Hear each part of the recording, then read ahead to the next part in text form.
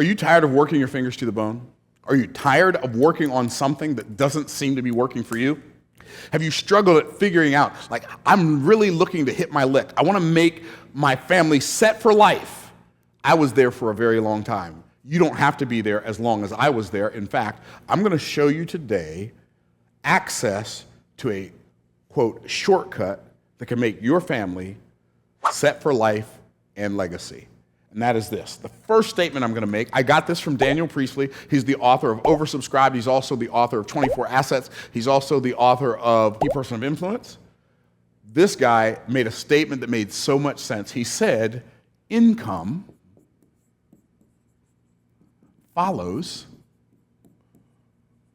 assets. That is one of the most important financial sentences you will ever hear or read in your life. Income follows assets. What does that even mean? Income follows assets. What it means is that people who have assets have a lot of income. If you own real estate that you rent, income follows that asset. If you are an author and you write a book and then you sell lots of books, income follows assets. If you have an income problem, it's more than likely an asset problem.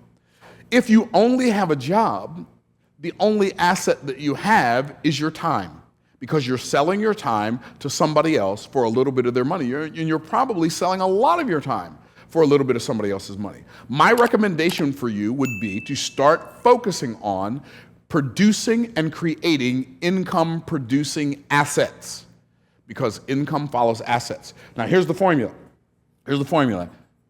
MS times SS times TS equals assets.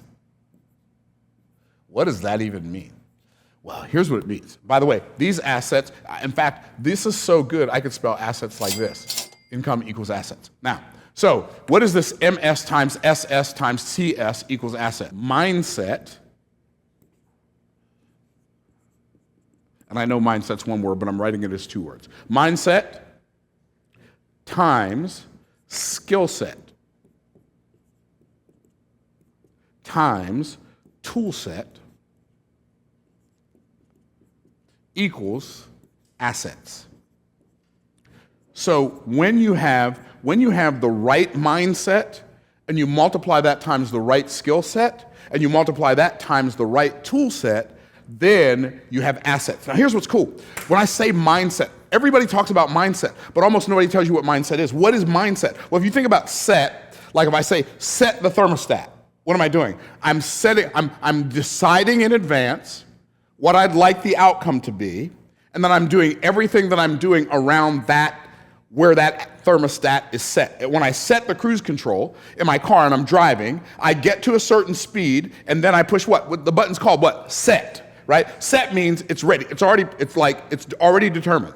So you have to determine in advance. You have to use your mind in advance to determine where you're going to go. Now, if you take this concept and you add to this concept, the concept from Genesis chapter 1 on the 4 levels of value, right?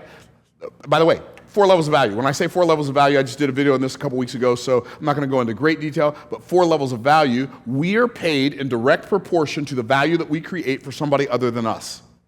So you are paid in direct proportion to the value you create for somebody other than you. Do you understand what Jesus said? He said, he will be greatest among you, let him be servant of all. The people who serve at the highest level, they serve value to people at the highest level. Here's the problem. You can't serve value to someone until you know what's valuable to that someone. That's why questions are the answer. That's why we have to ask our potential clients enough questions to find out what they value. And like I like to say, when I'm talking to a client, they provide the content, I provide the context. What is the content? The content is the outcome they desire. The content are the results they'd like to have that they're not currently able to get. The content is what they'd like to achieve that they can't achieve without your solution or my solution, right? I can't create value for someone until I know what's valuable to that someone.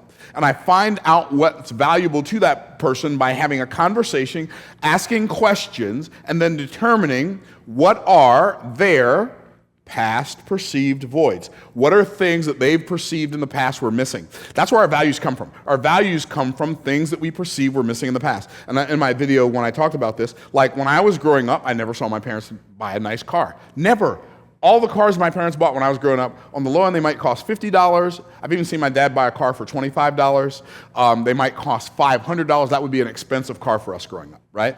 My parents never bought new cars. They never had car payments when we were growing up. Never. My parents never, like when my brothers decided they were going to start selling cars for a living, I thought they were going to starve to death because nobody buys new cars. And I thought nobody bought new cars because we didn't buy new cars. And most people think that everybody else in the world lives their lives like we live our lives, right? And so cars were a thing in my life when I was growing up that was a void. A nice car was something that was void. It was empty. We didn't have a nice car. My first nice car I bought as an adult, right? So past perceived voids create present pursued values, right? But also, not just past perceived voids. That's why, like, I have nice cars.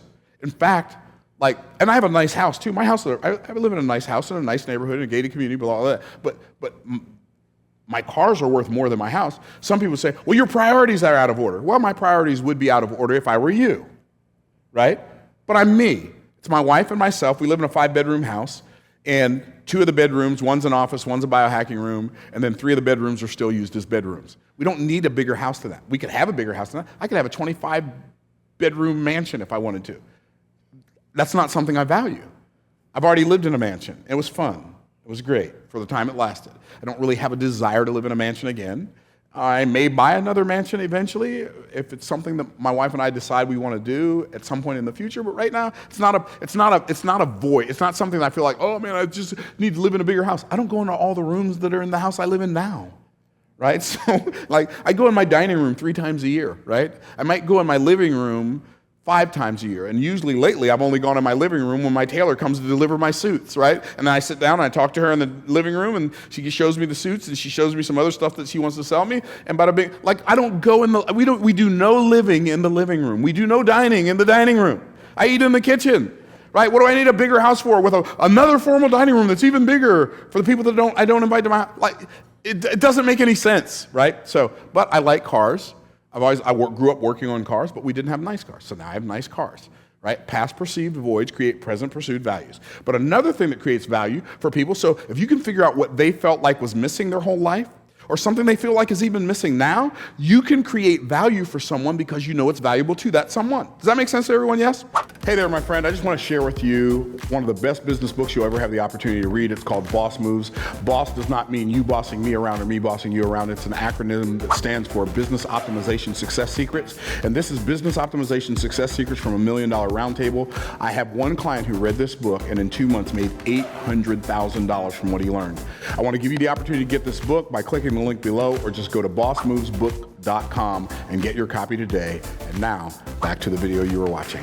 Okay, so the next thing we want to do is we want to understand that present perceived virtues also create present pursued values. What do I mean, present perceived virtues? Something that people perceive is good right now, that's something we value right now. So I value experiences right now, right? That's a present virtue. I like to eat at Eddie V's Prime Seafood. That's my favorite restaurant in Tampa. I don't know that it's the best food in Tampa, but it is definitely the best dining experience in Tampa, at least to me, right? I love that. I love Ocean Prime.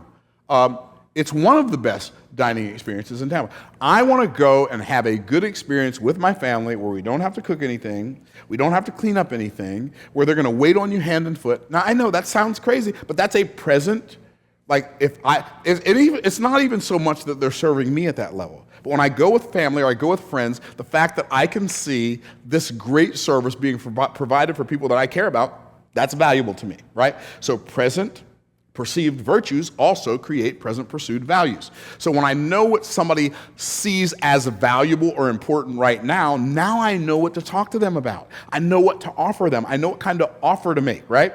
So thirdly, future pursued visions, or perceived visions rather. Future perceived visions also create present pursued values. So if there's an outcome I desire in the future, that I'm not achieving right now, but I'd like to achieve it eventually, that's going to give me something that I can pursue right now as a value, as a virtue. So now the value, now I know where the person comes from. I know where their value from the past comes from, past voids, present virtues, future visions, outcomes they'd like to achieve, but they're not yet achieving. So when I talk to people about those things, I know I'm talking to them about the right thing on the 4 levels of value, okay? Does that make sense? So the lowest level of value is implementation. If you are down here on the implementation level of value when it comes to mindset, skill set, and tool set, what happens is you're gonna make about somewhere between minimum wage and $40,000 a year.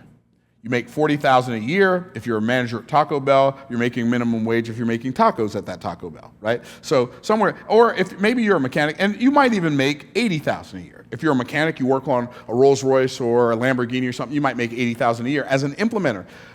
But the reason it's hard to create wealth and to set your family up for success on the lowest level of value is because you are using a limited resource, your muscles, you're fixing something, you're moving something, you're cleaning something, you're using a physical resource.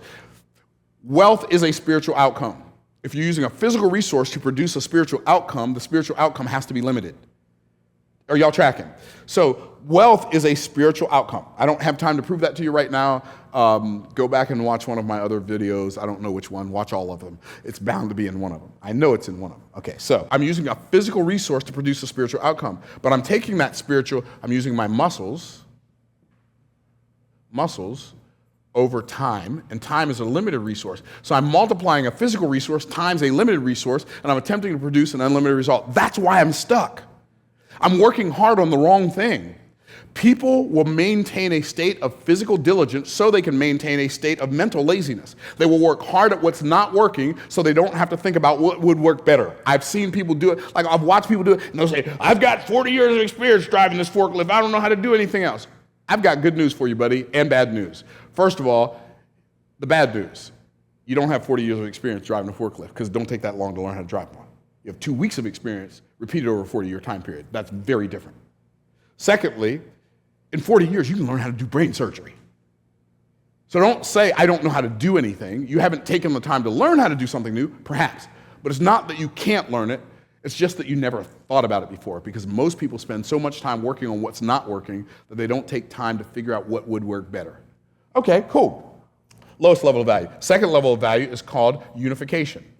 Unification is the resource we use down here is we use our management skills. Management skills, we're managing the people who do the thing. On the low end, we're going to make $40,000 a year, managing Taco Bell. On the high end, we might make $250,000 a year as a mid-level manager at Lockheed Martin. But regardless, we're managing a group of people who are producing an outcome. That is why we make more money than people who are doing the actual thing. But here's the problem with that. If you work for a company and you make $250,000 a year, they want you to know they own you. They don't want you to just know they own you. They want you to know they own you. So they can say stuff to you like, do you think we're paying you this much money so you can go to your child's recital? Right? Do you think we're paying you this much money so you can leave work early and go to your child's game? There's a reason we pay you this much money. And it's so when we say jump, you say how high on the way up. Right? They want you to know that. Okay, cool. So that's the second level of value. The third level of value, this is where wealth starts to be created. In fact, wealth starts to be created at such a high level, I'm going to write this in a different color. Communication. Communication is the third level of value, the second highest level of value. The resource you use right here is your mouth. On the low end, if you sell cars, you can make $100,000 a year. On the high end, if you're an A-list actor or you're some kind of celebrity, whatever, you might make $100 million a year. That's pretty cool. And all you're doing is talking.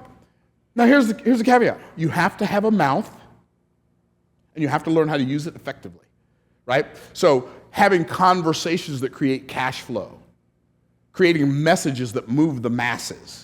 And it might be that you do that on a YouTube channel. It might be that you do that on a podcast. It might be like Joe Rogan or Andrew Huberman or Jordan Peterson. You might be an influencer. You might be an actor like Denzel Washington. You might be a singer like Taylor Swift or Beyonce or whoever, but if you are a communicator, you might write songs like Dolly Parton, or you might be an author like Mark Victor Hansen and his co-author, Jack Canfield, co-authors of Chicken Soup for the Soul. They're not even really co-authors, they're co-collaborators.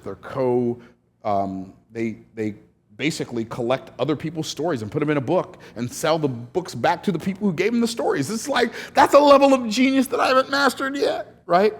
Well, but you're a communicator. You write books. I write books. People buy my books. People buy my books every day. We make hundreds and hundreds of dollars a day, sometimes thousands and thousands of dollars a day selling books. It's mind-blowing. You write a book one time, but a book is an asset. So now, when I develop the mindset to focus above this line, that's one of the mindsets that I've got to master if I'm going to set my family up for success. I've got to master delivering value at a higher level, not delivering more value at a lower level. You can deliver more value at a lower level in unification or implementation. It's not going to necessarily equate to wealth. Are y'all tracking? Does somebody say yes? Okay, so the highest level of value is imagination. This is people who come up with the best ideas, and then they communicate those ideas to people who can manage the people who fulfill those ideas. And at this level, on the low end, you're going to make $1 million a year. On the high end, it literally could be billions. Imagination, you imagine some software, and you create that software, you sell that software as a service, and that some people pay you every month for that software, like Zoom. I pay, one of my Zoom accounts, I think I pay $500 a month, the other Zoom account I pay $300 a month, so I'm just one of their millions of clients, and I pay them $800 a month. And wrap your mind around that. What if you had a software that's going to be online anyway, regardless of how many people use it, and you have millions of people paying you at least $100 a month? 1 million people paying you $100 a month is 100 million a month where I come from. That's better than a sharp stick in the eye, right? So you say, Myron, what are you saying? I'm saying, like, if we will have the right mindset, if we will have the mindset to operate on the imagination level and the communication level, we spend 80% of our time here and only 20% of our time and effort and energy down here. We are going to be operating at a higher level, the mindset to focus on solving bigger and better problems. The mindset that says, I know I can get this done. The mindset that says, I'm not going to think about solving my problems. I'm going to think about solving other people's problems. And when I solve other people's problems, they're going to pay me enough money so I can solve my problems. Like, this will change the game. Obsess over solving other people's problems. That is the mindset of somebody who sets themselves up for life and legacy. I'm going to solve big problems for a lot of other people. It'll change the game. I wasn't the sharpest knife in the drawer when I was a kid, but I wasn't a wooden spoon. I remember one time when I was a little kid, I saw this movie about this guy. He was in prison. He wrote people letters. He asked them to give him $1. And he just said, I'm going to just write 1 million letters and see if I can get people to give me $1. If I do, then when I get out, I'll have $1 million. I'm like, okay, get 1 million people to give you $1. That's a pretty cool concept. So when I was a little kid, I had this idea. I used to ask myself all the time, how can I get 1 million people to give me $1? How can I get 1 million people to give me $1? How can I get 1 million people to give me $1? Well, guess what? I can get 1 million people to give me $1, or I can get 100,000 people to give me $10. Or I can get 1 million people to give me, I can get 10,000 people to give me $100. That'd be pretty cool. Or I can get 1,000 people to give me $1,000, and all that's 1 million. Well, if I can solve other people's problems at a level where 1,000 people give me $1,000, that's $1 million. What if I could figure out how to get 1,000 people to give me $1,000 in one day? What if I could figure out how to get 100 people to give me $10,000? Or 10 people to give me $100,000? Or one person to give me $1 million? If we ask better questions, we automatically open up the door of possibility for us to get better answers. And so all of that is mindset stuff. So I got the right mindset. I believe that other people have problems I can solve. Cool, that's part of the mindset. I believe that other people would be happy to pay me to solve their problems. How do I know that? Because I'm happy to pay people who solve mine. That's pretty cool. That's part of my mindset. But then I got to develop a skill set. And the skill set that I have to develop, if I'm going to create wealth and set myself up for life and set my family up for legacy, the most important skill sets I have to develop are communication and imagination skills. I improve both of those simultaneously by reading books and taking notes on my thoughts. I literally improve my ability to think, and I improve my ability to talk, to speak, to write, to communicate by reading. There's nothing we do that is better mental exercise than reading books.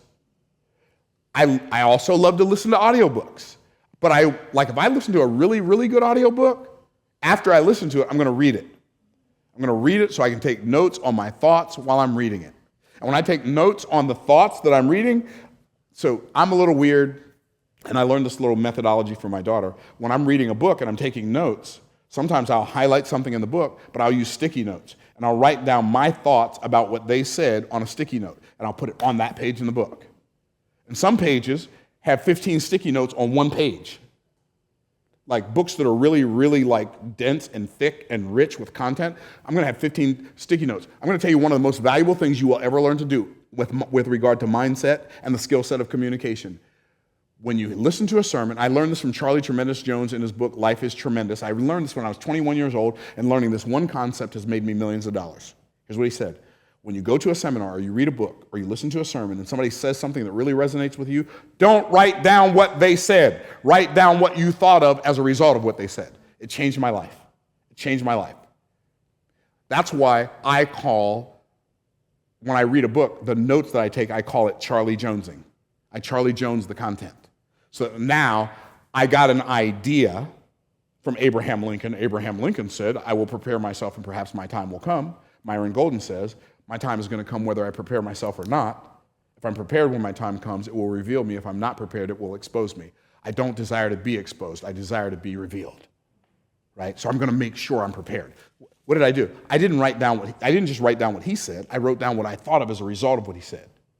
By the way, which does all kinds of amazingly crazy things in the minds of people when you're communicating. That's what I mean when I say get better at speaking, get better at thinking. So mindset, the most important mindset is, like, if it'll work for somebody else, I know it'll work for me. If I can solve somebody else's problem, they'll happily pay me. I'm going to solve a lot of other people's problems. That's part of my mindset. Part of my mindset is it's easier to make a lot of money in a short period of time than to make a little money over a long period of time. That's part of my mindset. So when I believe that, like when I really believe that, you know what I do? When I see an opportunity to pick up a penny and I have to slow down too much, I'm talking figuratively, pick up a penny, not physically. And I'm on my way to get a $100,000 paycheck. I don't slow down enough to pick up a penny if it's going to cause me to miss my appointment to pick up that $100,000. And so what most people do is they will slow their momentum to pick up pennies on their way to fortunes by being distracted by things that don't add to the mission they are already on. Are y'all tracking? And so what I want to do is I want to make sure that I stay focused. And when somebody calls me and says, hey, Myron, I've got an opportunity, you can make $50,000. Will you look at it? It's going to cost me more than $50,000 to look at it. I don't want to look at it. Now, if you'd have said $50 million, maybe you would have piqued my interest. Not that I'm so focused, not that I'm so rich that I don't care about $50,000, but I have to be careful how much I care about $50,000, because I don't want $50,000 to cost me $100 million. I don't want to be working on a $50,000 opportunity when the $100 million opportunity that I've been working on is going to suffer. Are you tracking? So we have to prioritize. And all good money isn't good. Some good money we just have to ignore. I get it. It's a real opportunity. I get it. It's viable. I get it. You can make some money. But if it's going to cost me more in time, effort, energy than it's worth, and it's going to distract me from what I'm already focused on, I have to ignore it. I'm working on a $250 million offer right now. A $50,000 offer is a distraction. But you might be working at a $20 an hour job. Well, a $50,000 opportunity to you is not a distraction. So it's different depending on where you are on the all-set hierarchy. Okay, so skill set. Skill set. You want to develop like cognitive thinking skills, communicative speaking skills. Those are some of the skills. Like if you have something good, but you can't say it in a way that helps people see it's good and that it solves their problem, it doesn't matter that you have something good. So you want to have the right skill set. And then tool set. What is the tool set that you need? Well, sometimes the tool set is in somebody else's toolbox. What does that mean? That means you don't have to be good at all the things that need to be done, but you have to either surround yourself with somebody that's good or you have to be good yourself. I remember when we first started making videos, like when I first started shooting video, I had to learn how to use a camera. I didn't know, like a video camera. Well, you got to white balance. What's white balance? You got to white balance the camera. If you don't white balance the camera's confused. What do you mean? Well, cameras are not just cameras. Cameras are computers these days. White balance means you're teaching the camera what white is, because once it knows what white is, it automatically knows what every other color is. Right? You have to adjust your exposure so it's not overexposed. It's not so bright that it's blowing out the picture. Right? But it can't be so dark that you can't see what's going on. Right? You have to find that. And so the tool set might be a tool set that you hire somebody else to use for you because either you don't have the time or the know-how or the inclination to do it. Just the desire. There's stuff people on my team are great at, I'm terrible at. Karina's our social media genius. I'm terrible at social media. Terrible. Jose's a video editing genius. I'm terrible at video editing. Marima's a video editing genius. I'm terrible at that.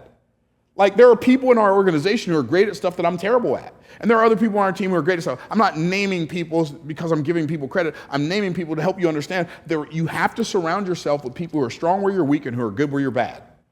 That's part of the tool set. Sometimes the tools are your tools. Like, my tools are words, right? My tools are illustrations. My tools are concepts. So I got to have the mindset, the skill set, and the tool set. And when I take these things and put them together in concert, what happens is I start producing results that give me assets. And the conversation started with this: income follows assets. You think you have an income problem, but the reality is you have an asset problem. If you will spend more time, effort, and energy creating assets that bring value to other people, people will pay you for that.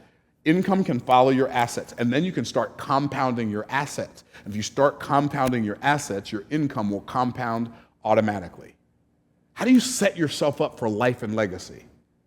With the right mindset, times the right skill set, times the right tool set. It will produce assets that income can follow. If you want to watch another video of mine that will really help you in the wealth creation game, watch the video called "It's Easy to Get Rich." It will change your life for the rest of your life. Thanks for watching. Peace out, Cub Scouts.